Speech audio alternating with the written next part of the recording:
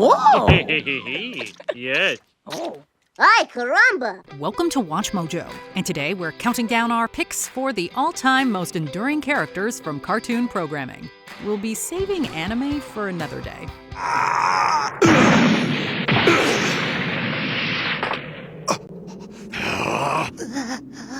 Whoa! How did he do that?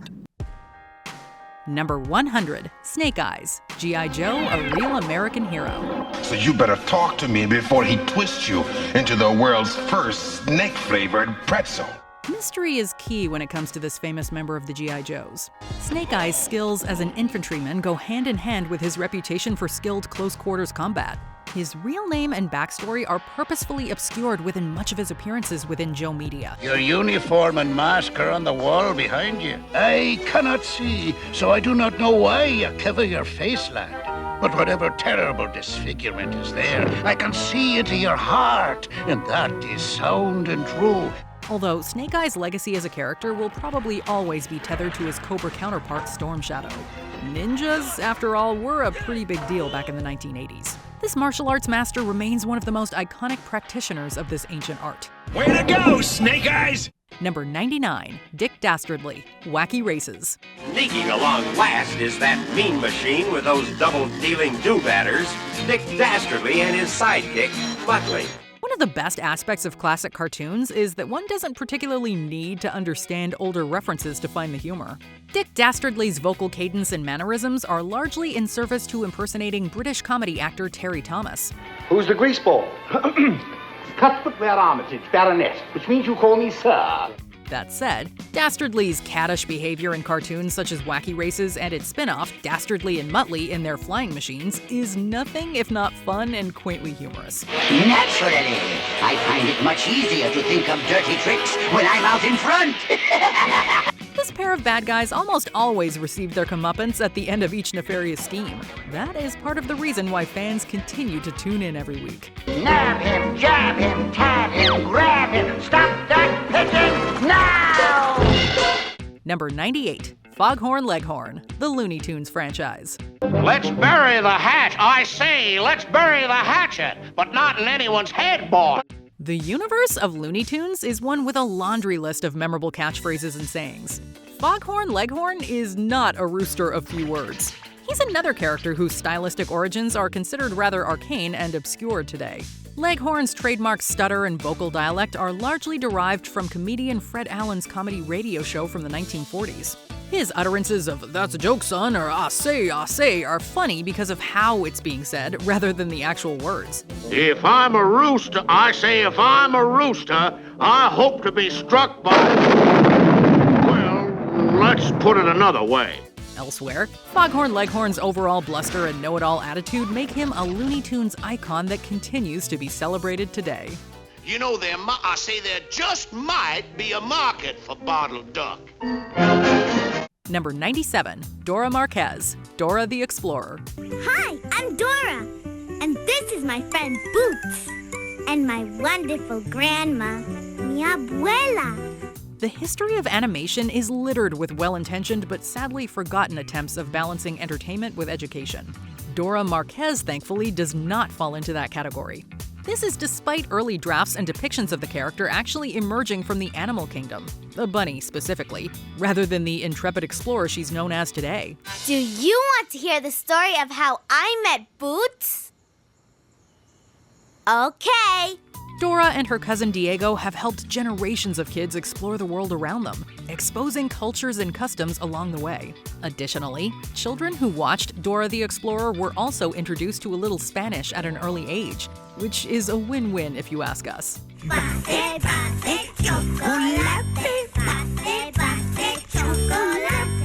Number 96, Dr. Julian Eggman Robotnik, Sonic the Hedgehog. Surprise! Every good gaming company needs a mascot, right? Sega found a great one when it came time to introduce Sonic the Hedgehog to the masses. Sonic's nemesis, Dr. Robotnik, actually started his life on the drawing board as another potential company mascot. Eventually, however, his identity was molded to fit the antagonist mold needed opposite our favorite motoring mammal.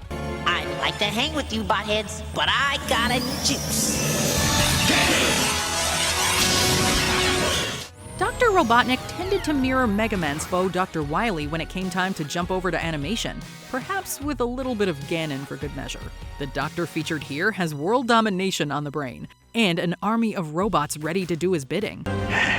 Isn't that one of those fetid little freedom fighters? Affirmative, sir. His name is Tails, and he is usually accompanied by Sonic. Take him. Perhaps his cries will flush out the hedgehog. It was pretty much all many 90s kids required to have a good time. Number 95, Jimmy Neutron, The Adventures of Jimmy Neutron, Boy Genius. According to the Newville Journal of Medicine, monkeys are easily influenced by positive reinforcement, e.g. the giving of a banana. And since human and monkey DNA only differ by 2%, the same principle should work on our parents. Isn't it funny how long it can sometimes take for an idea to finally find its way into production? Jimmy Neutron's history dates back to the 1980s, but it wasn't until the late 90s when a test pilot was shot and the boy genius we know today began to take shape. I've gotta stop my pants before they recruit more pants and take over the world. Gee, Jimmy, if you just hung up your pants, none of this would be happening. Carl's right. Why are you so lazy, Jimmy? All you had to do is put your... I suggest we refrain from communication until we reach our destination. The Nickelodeon series, The Adventures of Jimmy Neutron, Boy Genius, pretty much parallels the 2001 film. We follow Jimmy's adventures as a super smart kid with a penchant for uniquely imaginative inventions. These same inventions usually foul up some way or another. Cue music and wackiness ensue. Crunchy, crunchy time. There you go. Well, Fetch, boy! hey. Number 94, Eon Flux. Eon Flux. My name is Eon Flux. I'm here on a mission to assassinate Trevor Goodchild. Is everybody listening? Do you believe me? If you thought this list was only going to be about kid stuff, then think again. Eon Flux was part of MTV's Liquid Television block of forward-thinking animation that aired back in the 90s. The show and its titular character were unrepentant in terms of both violence and sexuality. This was a show that didn't so much want to expose Eon Flux the character as much as it wanted to discuss Eon Flux the idea. Her secret agent missions often went awry, with Flux suffering grisly deaths during those early seasons. Still, the character's leather-clad look and blurred approach to morality made Eon Flux impossible to resist. You're hurting my hand. Normally, I like that, but in this case, I can't reciprocate your feelings. Goodbye. Number 93, Rocco Rama, Rocco's Modern Life. That's right, kangaroo boy. Win yourself a big prize. I never won a prize before. Well, today's the day. Can you remember the first time you watched a cartoon where the humor went straight over your head? Rocco's Modern Life was one of those shows that just might have raised the eyebrows of parents back in the 90s. This was due to the show's frequent insertion of satire and jokes intended for adults. Very educational. Of course, that didn't mean that kids also didn't love watching Rocco Rama's adventures from week to week. This lovable wallaby possesses a moral compass that's often juxtaposed against the chaos of his situations. As a result, fans genuinely wanted to check in on Rocco, Spunky, Filbert, and Heifer Wolf, even if just to see what they would get into next. What is it? Heifer soufflé à la flambée. Don't get up, it's probably for me. Number 92, Ben Tennyson, Ben 10.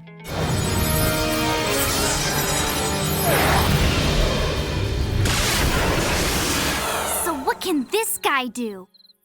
I don't know, but I bet it's gonna be cool. The fluidity of animation history means that every generation gets its share of icons. Characters such as Ben Tennyson remain incredibly nostalgic for kids who grew up in the 2000s. And why not? Ben 10 was an awesome show with an awesome premise. A boy that can turn into various freakishly cool aliens. Hey, I said rip jaws, not accelerate. Stupid watch. Beyond this, however, Tennyson's personality is easily identifiable. He's a flawed hero that doesn't always do the right thing at the right time, but is determined to see things through to the end, while also growing from the experience. Wow, time sure flies when you're having fun. I've decided to let you guys off with a warning this time. Number 91, Gumball Watterson, The Amazing World of Gumball. Does Gumball Watterson still live here? Oh, yes, Gumball! Hey, partner. Oh, Fuzzy! You haven't changed at all. We absolutely love the fact that the amazing world of Gumball incorporated so many different styles of animation throughout its history. We're also glad that we were able to follow the adventures of one Gumball Watterson, a brightly colored cat with a wickedly sarcastic sense of humor. Bobber, would you rather have an awesome friend or a patronizing fairy godmother? I'm not a fairy godmother! Get out of here! Can't you see I'm on my break? Ah, dude, she's even more uptight than you are. Episodes of the show never shied away from touching upon serious social issues, with Gumball as a character often going through important arcs of actions, mistakes, and understanding. This allowed audiences to grow alongside Gumball, and also proved that there was a place for smartly written scripts within the world of youth-focused animation. So, I guess it's time for some good last words, huh?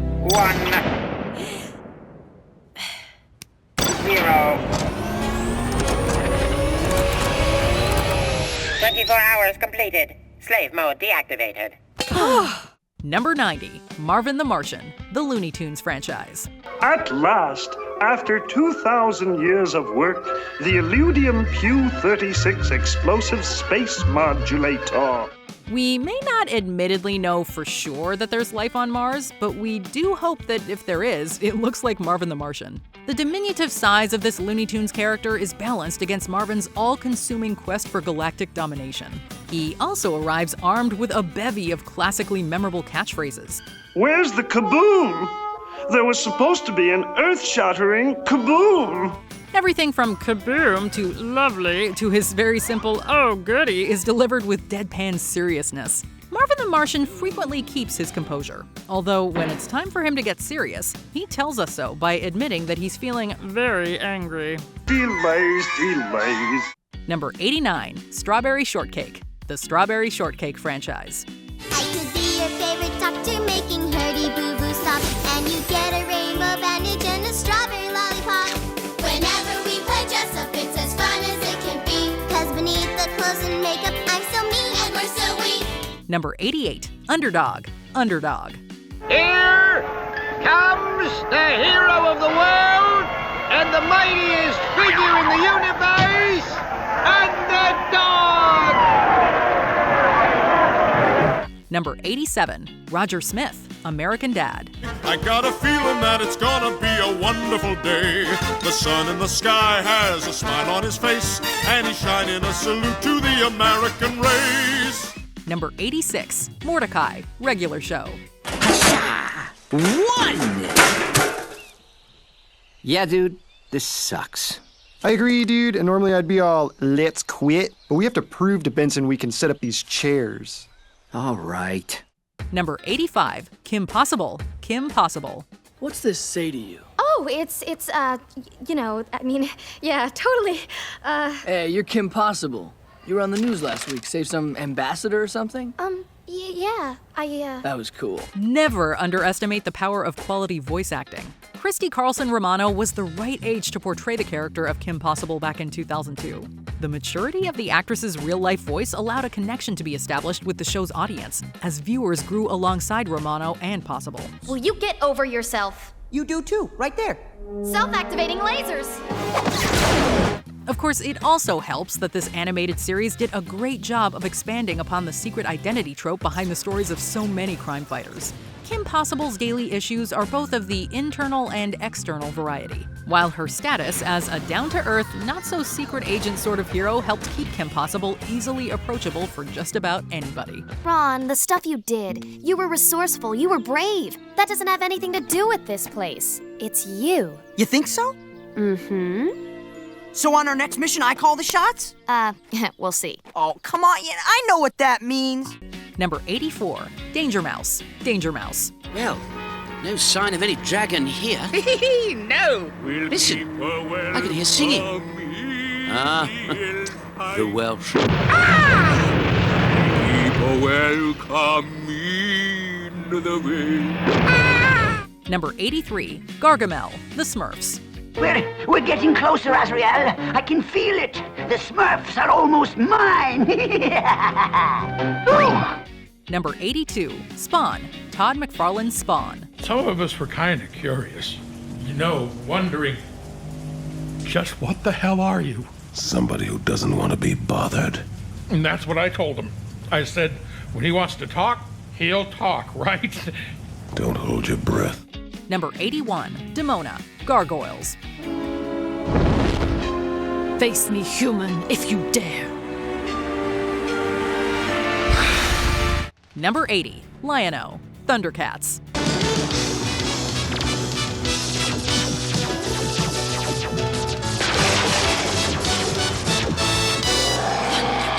It's no secret that many cartoon franchises from the 1980s went hand in hand with, well, let yogurt do the talking.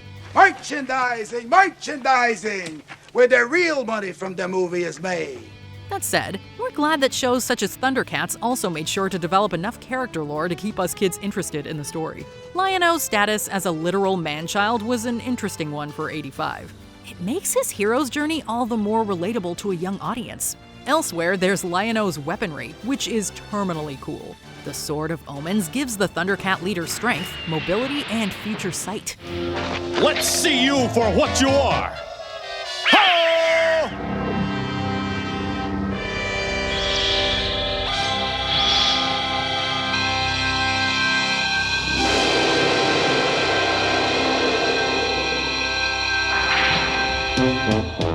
Your fiendish deceptions have failed.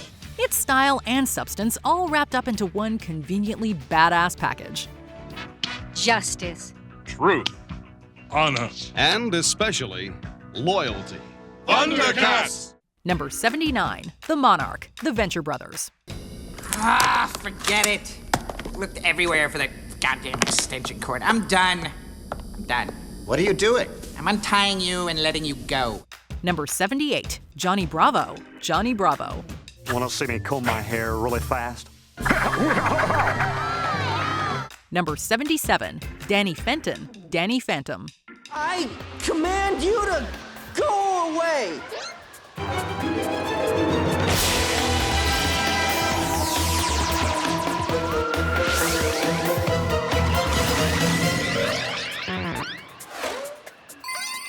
Number 76, Penny Proud, The Proud Family.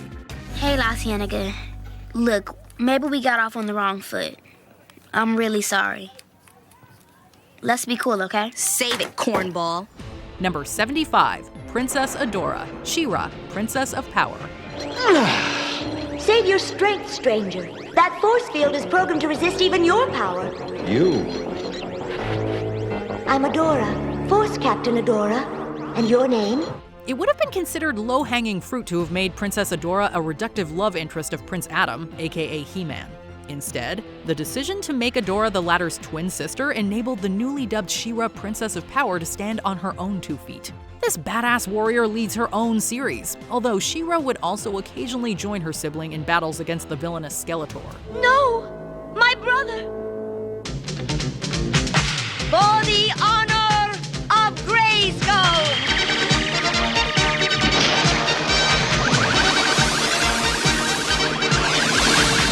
Adora's capability as a character helped give her footing equal to that of He-Man, a role model for kids and a great example of gender equality during an era where this wasn't always the norm. He-Man, I think we have a lot to talk about.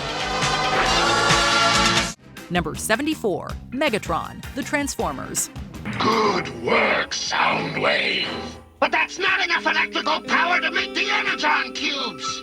Your knowledge is only overshadowed by your stupidity, Starscream. Number 73, Maury Beverly, The Hormone Monster, Big Mouth.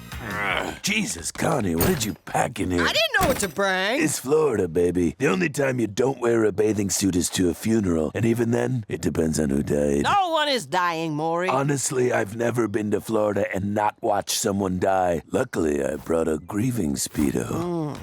Number 72, Bobby Hill, King of the Hill. Son, have you lost your mind?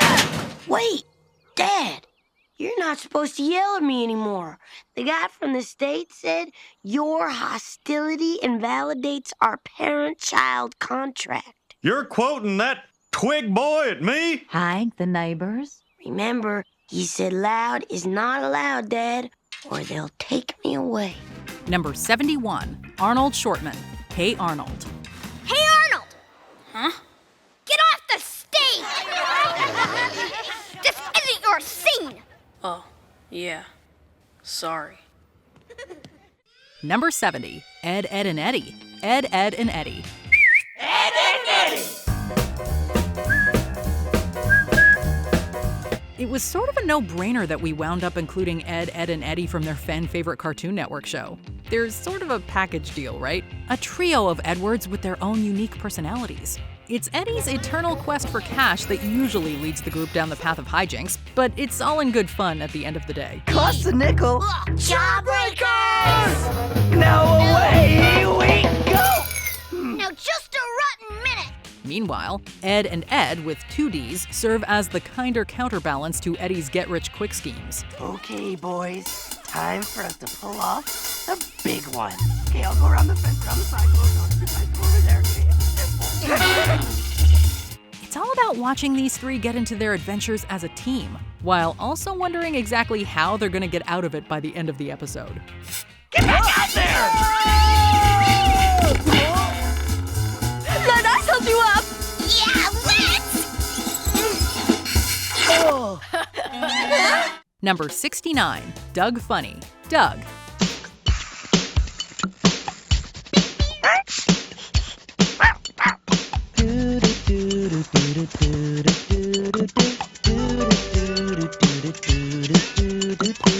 Number 68, Ashley Spinelli. Recess. Some dumb kid?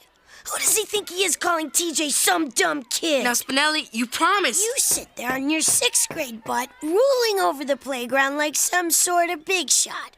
Well, let me tell you something, Mr. Playground King. You're nothing but some dumb kid. Spinelli! Number 67, Zim. Invader Zim. What's the matter? Scared of beans? Space boy? Nonsense. I love beans. I love them. Oh, just one more then. What are you scared of? Scared? Ridiculous. Number 66, Steven Universe. Steven Universe.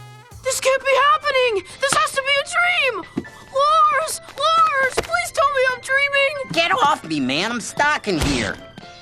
I'm sorry, Steven. I guess they stopped making them. Stop making them? Why in the world would they stop making cookie cats? They're only the most scrumptious and delicious ice cream sandwich ever made. Don't they have laws for this? Number 65, Betty Boop. The Betty Boop franchise. Betty? Long time no see. What are you doing here? Work's been kind of slow since cartoons went to color. But I still got it, Eddie. She is the OG cutie cartoon queen, a dame that made generations of kids feel confused and funny about what they were watching. Betty Boop is one of those old-school animated legends that's managed to transcend the years, thanks to her timelessly sketched form. Once there was a little lad just like you. He was naughty, he was bad, just like you. Boop's figure has been the subject of both conversation and censorship over the years, a flapper girl with a heart of gold. Her sweet demeanor, high-pitched voice, and adorable face have enabled Betty Boop to adorn everything from clothing to magazine covers, even as her actual adventures from the animated world fade into memory. One thing's for sure, though, Betty Boop the cartoon legend will never die.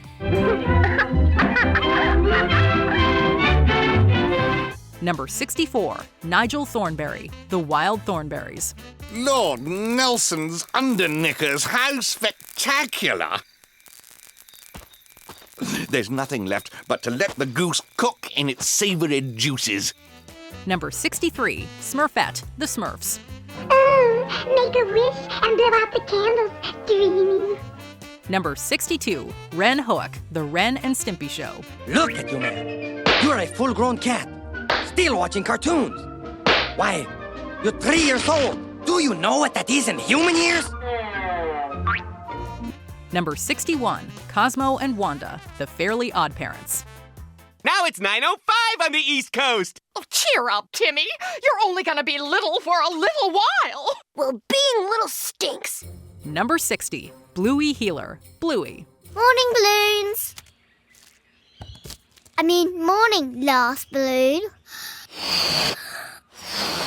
What can we possibly add to the conversation concerning Bluey cultural dominance over our kids? It's a great thing, and we absolutely agree with the world. This is a wonderful show. The title character gets the standout credit for our list, but Bluey's world is chock full of memorable characters that have received lists of their own.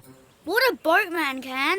Well, we aren't water boatmen. We need to find another way. I'm going to eat your cupcakes!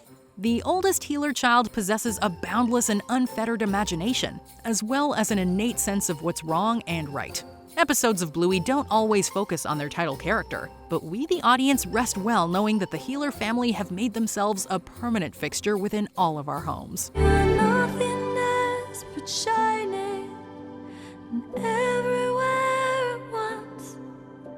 You're everything where everyone who is or ever was. Number 59, Courage. Courage the Cowardly Dog. Oh no! It's dark in here!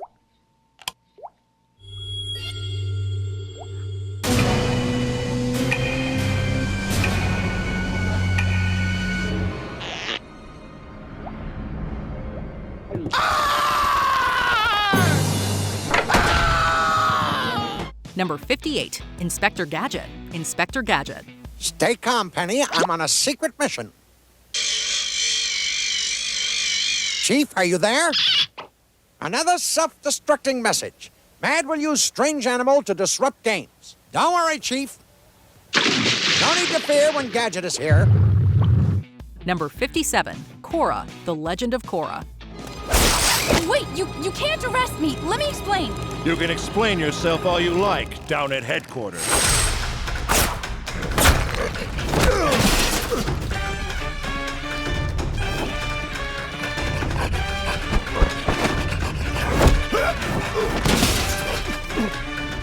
Number 56, The Tasmanian Devil, the Looney Tunes franchise.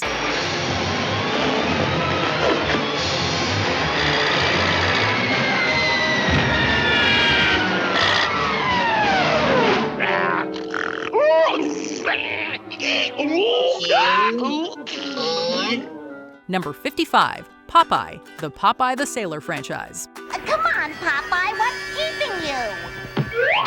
Blankets, umbrellas, and inflatables, and baskets, and sandwiches. There's still a lot we can learn from vintage characters like Popeye the Sailor. Sure, there was a lot of repetition to be had with the old Bluto beats up Popeye, Popeye eats spinach, Popeye wins plotlines, but if we can look between those lines, the cartoon's longevity makes more sense. Hercules was awful strong, but very tender. Popeye never starts a fight with Bluto, and he's not unstoppable. Instead, it's usually via some help that he's able to acquire a can of the green stuff. However, Popeye continues to fight for both olive oil and sweet pea, regardless of whether spinach seems to be at hand. These lessons of standing up to tormentors and supporting your family did not go unnoticed by those who watched Popeye in reruns. Oh, Popeye, you're the real Mr. Muscle Beach. Oh, I'm strong to the finish, 'cause I eat space spinach. I'm Popeye the Sailor Man. Number 54, Huey Freeman, The Boondocks. And all I'm saying is, Ronald Reagan was the devil. You are such an articulate young man. I'm trying to explain to you that Ronald Reagan was the devil. Ronald Wilson Reagan? Each of his names has 6 letters, 666. Man, doesn't that offend you? Number 53, Kal-El Clark Kent, Superman the Animated Series.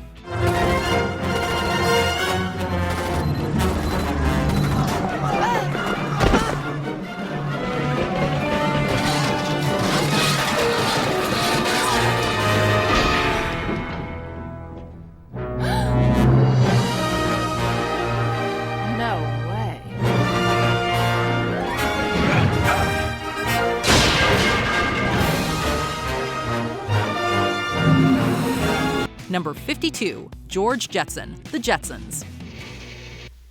I guess that's all those guys have to do, give out tickets. Why aren't they out chasing burglars? What a way to end the day. Why do they always have to pick on me? The 3rd traffic ticket this week. Tickets, tickets, tickets! Number 51, Angelica Pickles, Rugrats. When we get to the party, Daddy, can I play with little Tommy? Sure, sweetie. Aunt Bee's baking a birthday cake, and there's gonna be a puppet show. Uncle Stu says it's the best one in the whole world. Well, here we are. Number 50, Beavis and Butthead. Beavis and Butthead. We're there, dude. Sweeping accusations of Generation X being largely apathetic become difficult to ignore when one deep dives into the cultural popularity of Beavis and Butthead. The show was notably censored and criticized during its initial run for all of the frequently violent and antisocial behavior demonstrated by its leads. Who are we kidding, though? We tuned into Beavis and Butthead primarily for the music video commentary.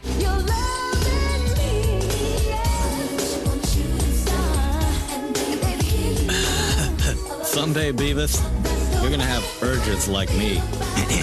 Shut up, butthead. Which often proved funnier and more outlandish than the show itself. We still recite various observations from these idiotic headbangers about bands like Grim Reaper, Accept, and Morbid Angel. If that's wrong, well, then we don't want to be right. This is where it starts to get really stupid. Bow to me faithfully. Number 49, Shaggy Rogers, the Scooby-Doo franchise. Spooky abandoned department store in the middle of the night in one of the toughest towns like ever. Yeah, like let's go there. That's the spirit, Shaggy. Let's hit it. One of these days, Scoob, I'm gonna have to teach Freddy the meaning of sarcasm. Number 48, Scrooge McDuck, DuckTales. I'm Scrooge McDuck, and these are my McDuck! Oh, no! Oh, no! He ran away as soon as you told him your name. Hey, you'd think he owed me money. Number 47, Yakko, Wacko, and Dot, Animaniacs. Did you miss us? I hardly even know you. We're the Warner Brothers. And the Warner sister. Number 46, Finn the Human, Adventure Time. What do you think's gonna happen when he puts it on? I don't know, but I bet it'll be frogging cute. Maybe he'll turn into a prince. Nah, man, you gotta kiss him for that to happen. I am not kissing that frog. Hey, guys! Number 45, Valerie Frizzle, The Magic School Bus. How odd. Closed today. Closed? Well, looks like we'll just have to go back to school. Oh, no! Sure, it may be true that we often see things through nostalgia-colored glasses, but there's also no denying the positive impacts the Magic School Bus had upon a generation of 90s kids. Valerie Frizzle was just one of the characters from this lovably educational show, a school teacher who's always down to take her students upon some sort of magic adventure. Now what about this one? Well...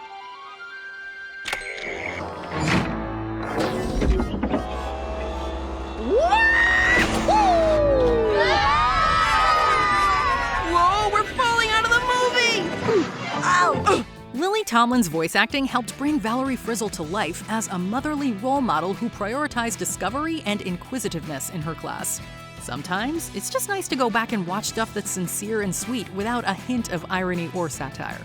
Excellent observation, class. That yucky ooze is lactic acid. It's what muscles make when they have to work without enough oxygen. And the Magic School Bus definitely ticks those creative boxes. Number 44, Felix the Cat, the Felix the Cat franchise. Here is Felix the Cat, gay, carefree, out for a stroll with his little bag of tricks. Daydreaming again. Say, look at all those signs. Why, Felix doesn't even see them. Let's see what they say. Private property. Scram. Keep out. This means you. Number 43, Dexter, Dexter's Laboratory. I am afraid we have run out of time, dear sister. Only one hope left. We must send a message to the past. Stop this from happening. Threat. Number 42, Casper, the Casper the Friendly Ghost franchise. Hello, my name is Casper.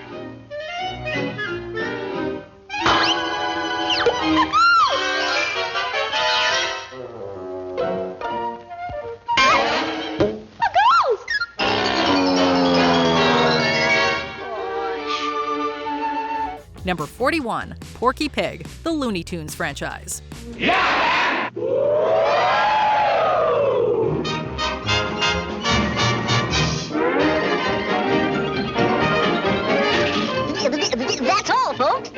Number 40, Mark Grayson, Invincible. I've been hit harder before. Like, way harder. So arrogant. Just like your father. This adaptation of the Image comic series is another cartoon that's definitely not for kids, but rather a hyper-violent commentary upon superhero and villain archetypes. Mark Grayson is the product of both alien and human DNA, a youngster who inherits the superpowers of his dad, Omni-Man. That's how we fly, so we don't have to pivot on our feet and push off the ground. We can literally push off anything.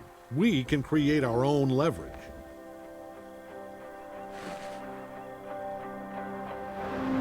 Good. But try it a little more like this. Like what? It's perhaps Mark Grayson's youth that ties into his character of Invincible's penchant for emotionally driven outbursts. This allows for Invincible to more easily connect with its audience, as Grayson processes feelings of anger, rage, and abandonment after Omni-Man's homicidal rampage. And if you still think you can stop us, don't forget, I'm invincible. It's the sort of narrative-driven heavy lifting that's allowed shows like Invincible to push the comic book/animation medium to new heights. Number 39, Dr. Heinz Doofenshmirtz, Phineas and Ferb. Ah, Perry the Platypus, you're just in time for my backstory. You see, it all started a lifetime ago. Number 38, Raven, Teen Titans. Things disappear. How am I supposed to know where they go? Well, how am I supposed to watch TV without a remote? Symbol, you just get up and change the channel. Don't even joke like that. I wasn't joking. Number 37, Goofy, the Mickey Mouse franchise. Ready, set, go! Nothing can compare to the ease and grace of the hurdles for sheer beauty of motion.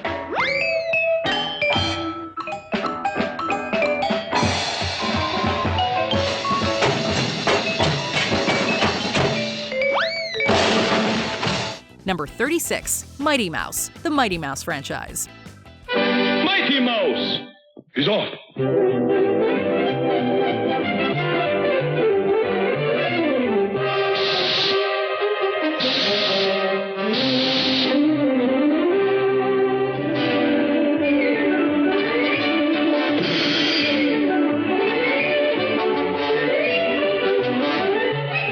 Number 35, Rocky and Bullwinkle, The Adventures of Rocky and Bullwinkle and Friends. A thunder of jets in an open sky, a streak of gray, and a cheerful...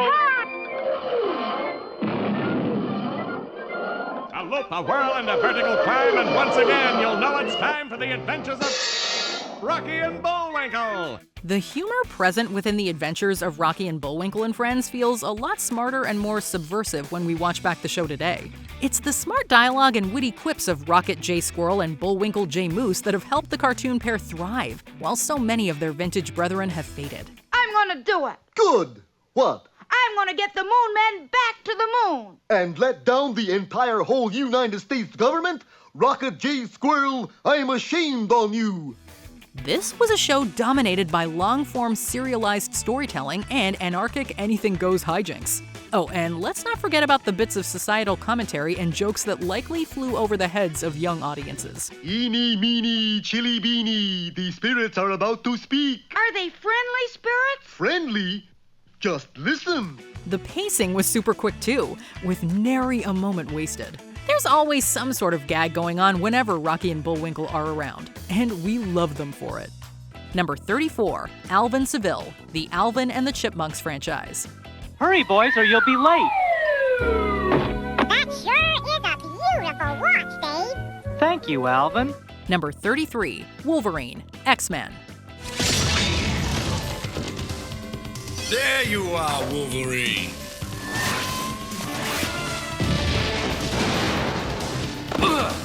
Piston sequence initiated.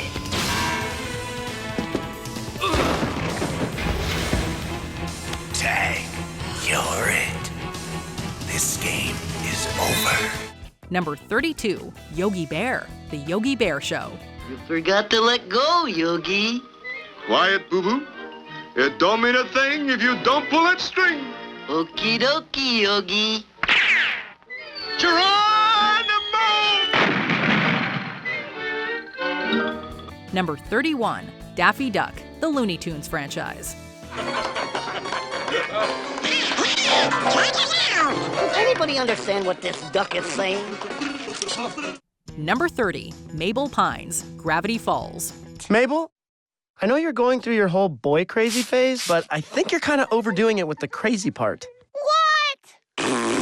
There's a lot to love within the fan-favorite show Gravity Falls and its cast of memorable characters. Grunkle Stan was definitely a standout, but we gotta go with Mabel Pines for our list. She's an irrepressible ball of optimistic energy that helps give Gravity Falls its heart and soul. I don't know. I was in the friend zone. And then before I knew what was happening, he pulled me into the romance zone. It was like quicksand. Jumpy quicksand.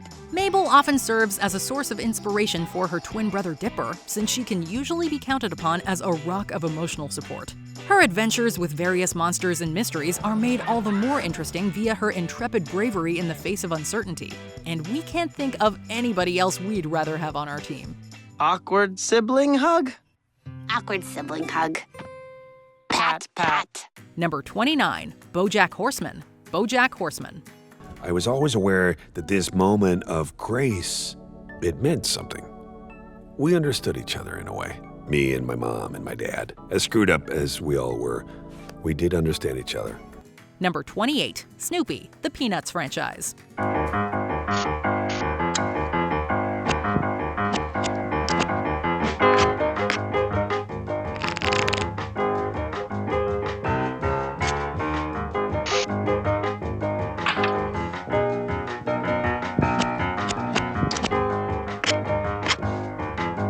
Number 27, Lisa Simpson, The Simpsons.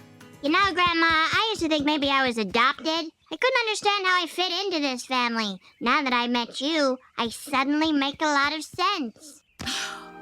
Number 26, Batman Bruce Wayne, Batman the Animated Series. Magnificent. I suggest you save the flattery for the judge. Number 25, Rick Sanchez, Rick and Morty. Morty, listen, we've had a lot of really cool adventures over the last year, but it's time to relax. Yeah, if I relax now, there might not even be any more adventures. Jesus, Morty, you're bumming me out. Can't we just pretend like everything's fine for a few hours? We could honestly be here all day if we were to try and narrow down all of our favorite Ricks from the central finite curve. We'll be opting for Rick C-137 for simplicity's sake here, since it's this Rickest Rick Sanchez that's helped make Rick and Morty the phenomenon it is today. What you doing? Well, I can't solve the problem my way thanks to your family's primitive biological hang-ups. Gross, I might have just touched one of Morty's loads. But maybe I can find suitable parents for Morty Jr. on this robot's homeworld. Which is... Gazorpazorp in the Andromeda system. Sanchez's nihilistic and amoral nature is counterbalanced by his charisma, intelligence, and dedication to extravagance. What can we say? We'd like to party with Rick, even though we doubt we'd survive the outcome. What are you doing standing here, Morty? Go, talk to her. Tonight, the only adventure you're on is your cusping manhood. At the same time, however, there have been flashes of vulnerability to this flawed genius, such as the flashbacks to his tragic backstory and his quest for revenge against Rick Prime. I'm okay with this. Be good, Morty. Be better than me. Holy shit, the other caller! I'm not okay with this! I am not okay with this! Number 24, Bender, Futurama. Listen, buddy, I'm in a hurry here. Let's try for a twofer. Please select mode of death, quick and painless, or slow and horrible. Number 23, Wile E. Coyote, the Looney Tunes franchise. Beep, beep.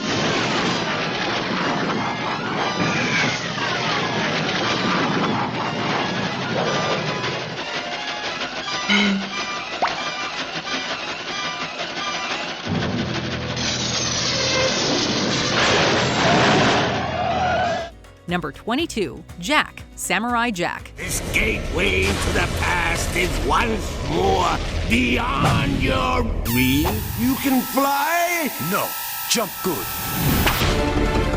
Number 21, Donald Duck, the Mickey Mouse franchise.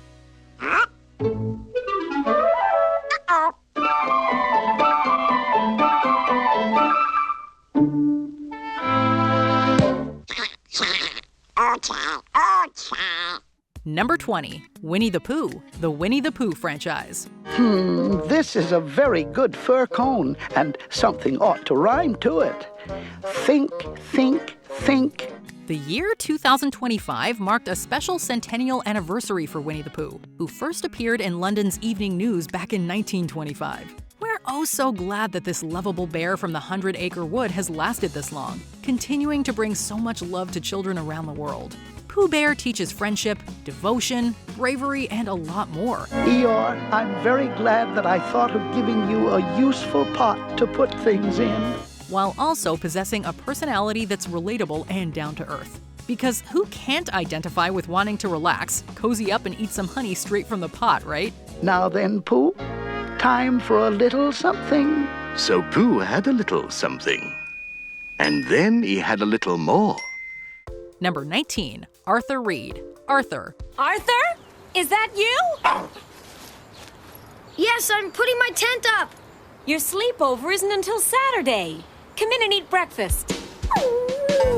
It's probably by design that the surname of Arthur's title character is Reed. After all, this public broadcasting program has intentionally sought to both entertain and educate kids along the way.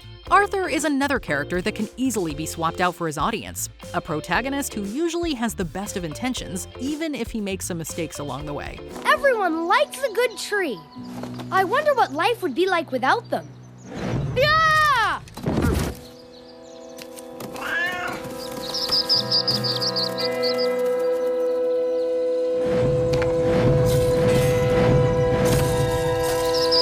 Good thing that'll never happen. Right? Arthur always wants to know how things work and why things are. This curiosity has helped foster the imaginations of the show's viewing audience for generations.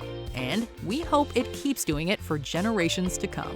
Number 18, Tina Belcher, Bob's Burgers. You're just swerving back and forth. Turn one way and stick with it, Tina. Tina, for the love of God!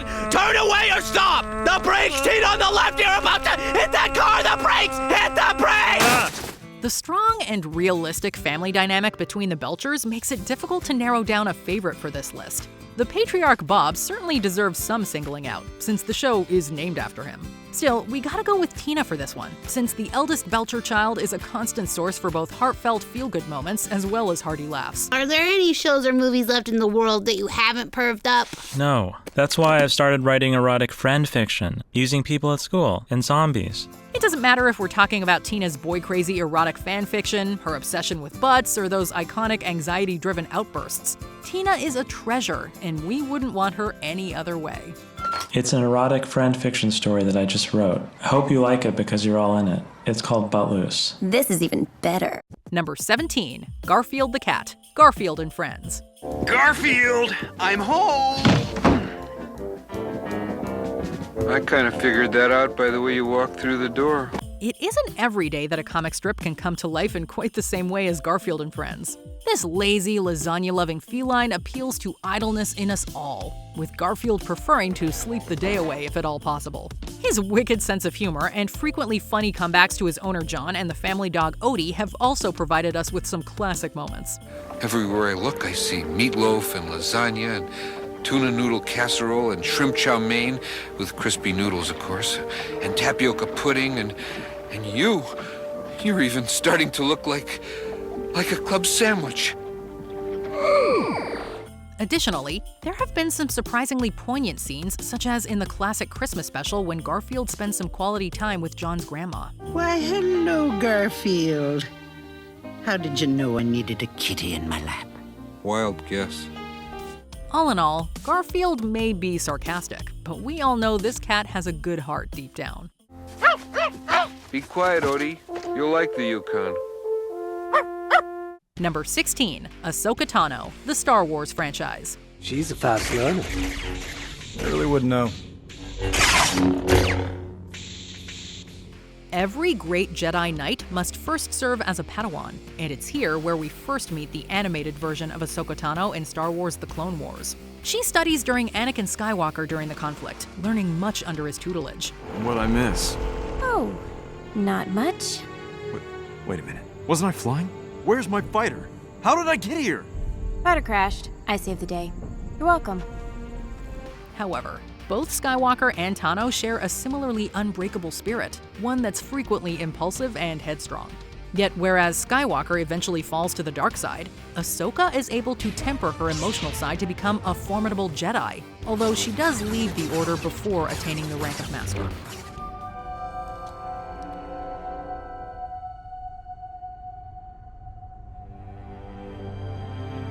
I'm sorry, Master, but I'm not coming back. Number 15, Tom Cat and Jerry Mouse, the Tom and Jerry franchise.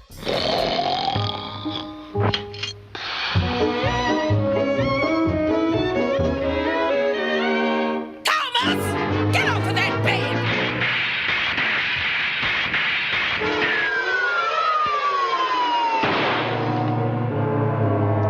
The phrase, "it was a different time," is one that often gets brought up when old, uncensored airings of Tom and Jerry are posted online. This doesn't necessarily come down to the exaggerated violence shared between Tom Cat and Jerry Mouse, although that has always been a talking point. Despite the presence of stereotypes like Mammy Two Shoes, the legacy of Tom and Jerry today is more closely connected with the physical comedy of their antagonistic relationship. There are also those memorable moments when the pair make peace, such as with the iconic Christmas short. Either way, it's great stuff.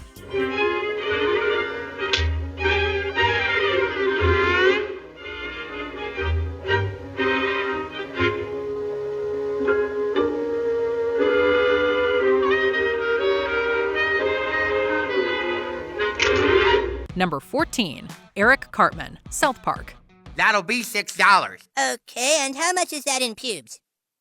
We don't take pubes. Eric Theodore Cartman is the South Park character you love to hate. It's actually any wonder the other kids spend any time with Cartman at all, since he's largely selfish and even outright hateful to characters like Kyle. That said, Cartman has also sat at the crux of South Park's most memorable moments. Do you like it? Do you like it, Scott? I call it Mr. and Mrs. Tenorman chili. Like the time Eric made Scott Tenorman eat his parents, or when he bought his own theme park and named it Cartman Land, or when he entered the Special Olympics. God damn it! It's a veritable laundry list and treasure trove of awful that we can't help but revisit again and again. Number 13, Optimus Prime, the Transformers. I don't know who you are, but you saved our lives. We're Autobots. We're from Cybertron, a planet far from Earth. Another planet? There are admittedly a lot of iconic characters from the Transformers out there, but it's the leader of the Autobots that served as the face of the franchise since its inception. Optimus Prime is basically everything you'd want in a leader. He's caring but stern and willing to make difficult decisions for the greater good. With the Decepticons buried under all that rock, we can resume our search for the resources we need. And we can return to Cybertron? Very soon, Mirage. Very soon. He's supportive of his team and leads by example. There is nothing Optimus would request of an Autobot that he wouldn't do himself. There's also nothing Prime won't do to protect those under his care. One of us is going back, Megatron! It won't be you, Prime! Including paying the ultimate price in 1986's Transformers the movie. Till that day, till all are one.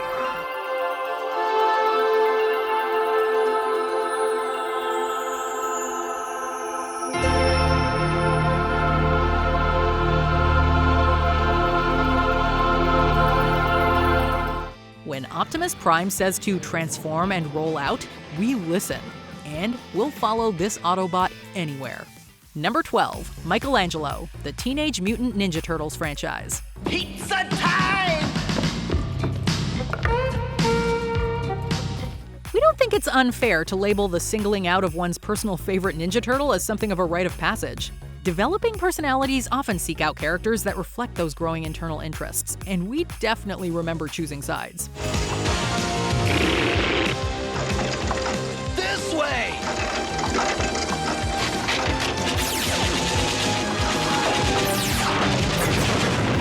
For some, the strength and leadership skills of Leonardo lured them into the TMNT fold. For others, it's the fun-loving innocence of Michelangelo that connects us to the Turtles when we're kids. This nunchaku-wielding student of Master Splinter can always be relied upon to lighten up the mood. And it had a mouth and eyes, and it talked to me. A talking brain, huh? Yeah. Weird, huh? Michelangelo, I do believe you finally had one pizza too many. Michelangelo's party dude status balances out Donatello's intelligence and Raphael's attitude to bring balance to this teenage fighting team. Number 11. Aang, Avatar: The Last Airbender. I've spent years preparing for this encounter. Training, meditating. You're just a child. Well, you're just a teenager.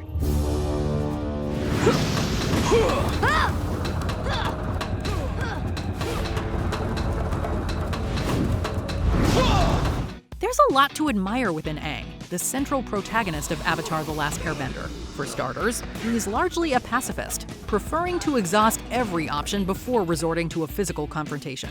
Aang is also friendly to a fault, loyal to his friends, and willing to go the extra mile to keep those he loves safe. Aang, we do understand. It's just... Just what, Katara? What? We're trying to help.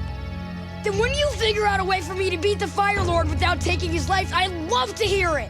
Avatar: The Last Airbender was always a show that brought with it plenty of heady moral lessons and emotional, even philosophical weight. Aang's journey as a hero is often central to that weight, a powerful story that's still fun to rewatch years later.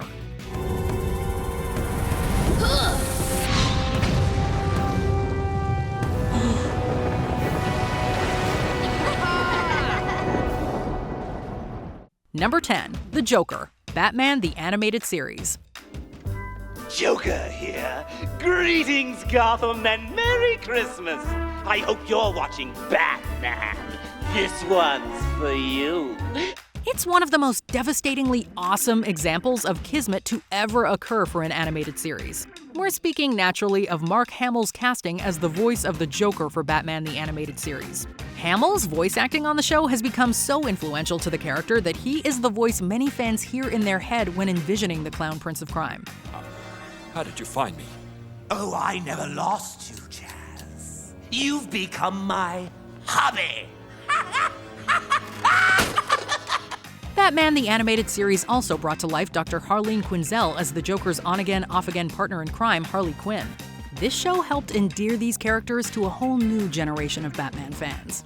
Wear it in good health, all remaining 59 seconds of it. Toodles! Number 9. The Powerpuff Girls. The Powerpuff Girls. Using their ultra superpowers, Blossom, Bubbles, and Buttercup have dedicated their lives to fighting crime and the forces of evil.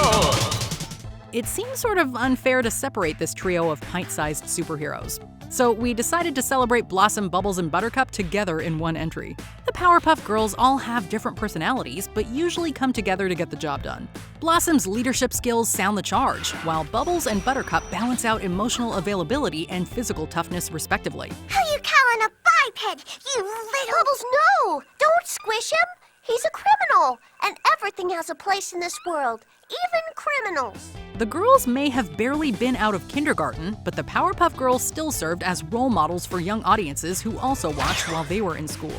Because whoever said kids couldn't save the world? Girls, call the police. This crook isn't going to deceive us anymore. Yay! Number 8. Fred Flintstone, The Flintstones. Step aside, Pagliacci, whilst the captain warms up.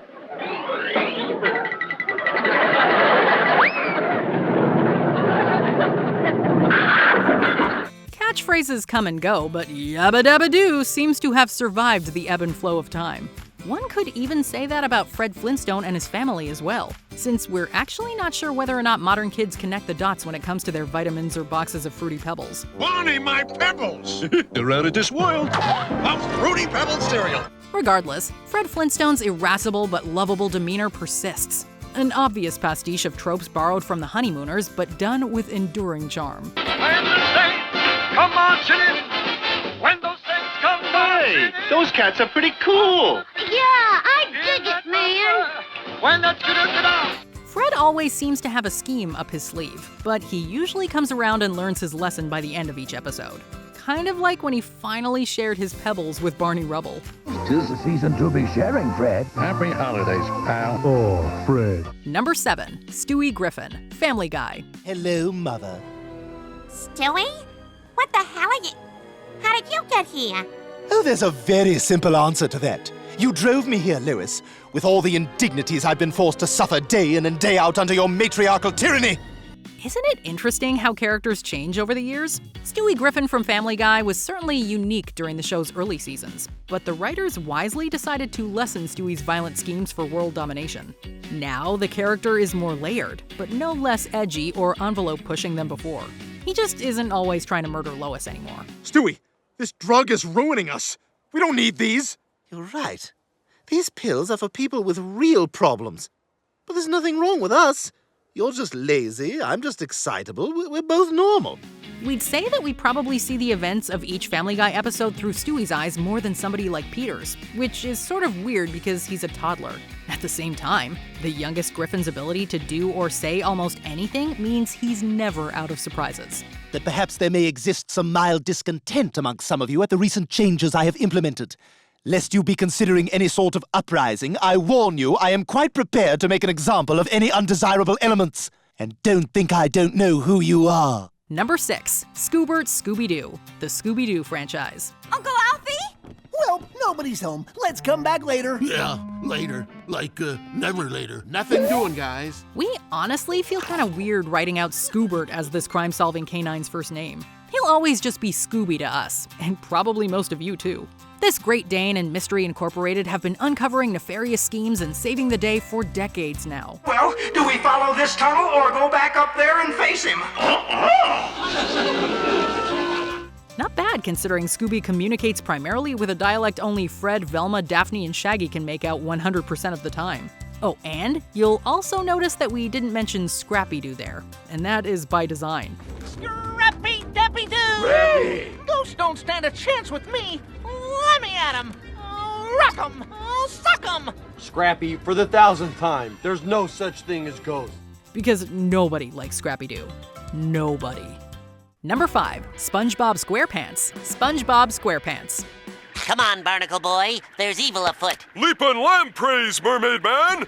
Absurdity is the name of the game when it comes to SpongeBob SquarePants. This denizen of Bikini Bottom is an unflappable protagonist with the ultimate bright outlook on life. He and all the rest of the sea creatures in King Poseidon's dominion get into adventure after adventure, usually with a side of satire for good measure. SpongeBob. Spongy. Now we're getting somewhere. Yep, SpongeBob SquarePants is the sort of show that might have parents looking at each other mouthing, "Did they just say that?" while their kids are blissfully vegging out. Then again, that's definitely by design, and SpongeBob rarely gets to the point where it's mean-spirited or anything. Just silly and farcical. Old people are the greatest. They're full of wisdom and experience. The world needs Mermaid Man and Barnacle Boy. Someone, somewhere is in trouble, and I won't rest until Mermaid Man and Barnacle Boy are out of retirement. Number 4. Charlie Brown, the Peanuts franchise. I can't believe it. She must think I'm the most stupid person alive.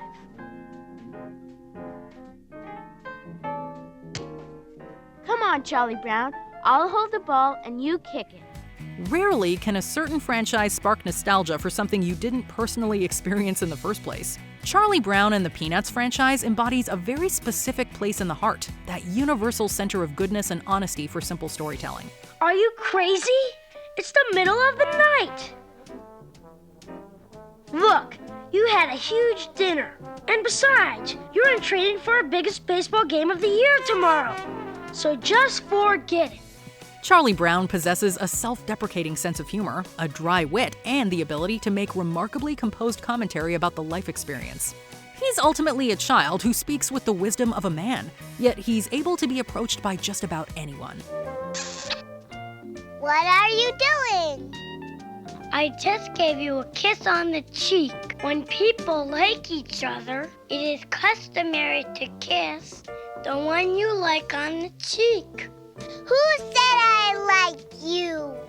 Charles Schultz certainly broke the mold when it came to all of the Peanuts gang, really, but Charlie Brown and Snoopy really take the cake. Number 3. Bugs Bunny, the Looney Tunes franchise. Well, here I am. Hey, just a cotton-picking minute. This don't look like the Coachella Valley to me. I knew I should have taken that left turn at Albuquerque. It's nearly impossible to discuss the Looney Tunes franchise without mentioning the king of all hairs, Bugs Bunny, and the myriad catchphrases he's had over the years. He's a smart aleck, but never a maroon. He's the face of the Looney Tunes brand that always seems to know just what to say and how to say it. Me, what's up, Doc?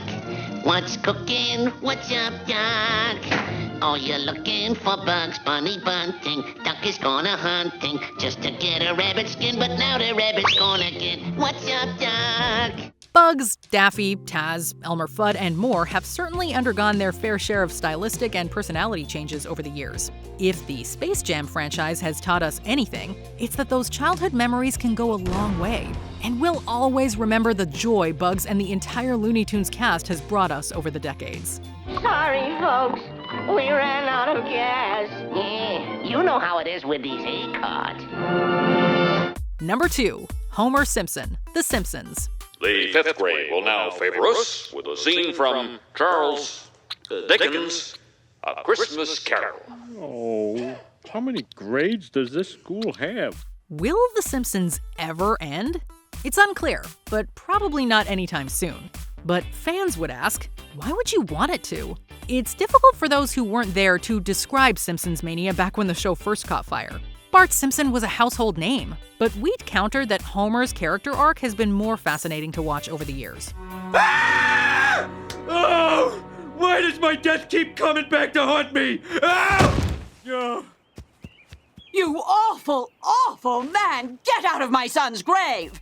Granted, this family patriarch generally retains his lovable doofus status, but episodes such as the one where Homer reconnects with his mom were truly heart-wrenching affairs. So yeah, The Simpsons is making history with each new season. But we say bring it on. Don't forget me. Don't worry, Homer. You'll always be a part of me. Don't!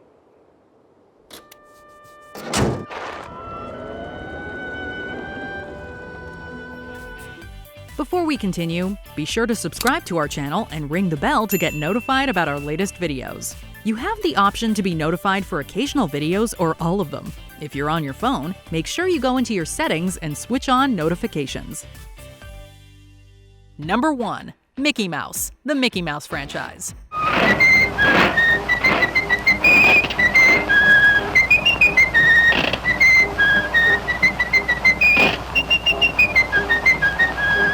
Somebody has to be number 1, and it's probably the most obvious and best option. Mickey Mouse and the Disney brand have grown beyond mere nostalgia or icon status to become something almost universal when it comes to the experience of being a kid. Mickey and his friends are always down for an adventure, almost always teaching us a thing or two about how to be kind to our peers. Now, let's get out of here!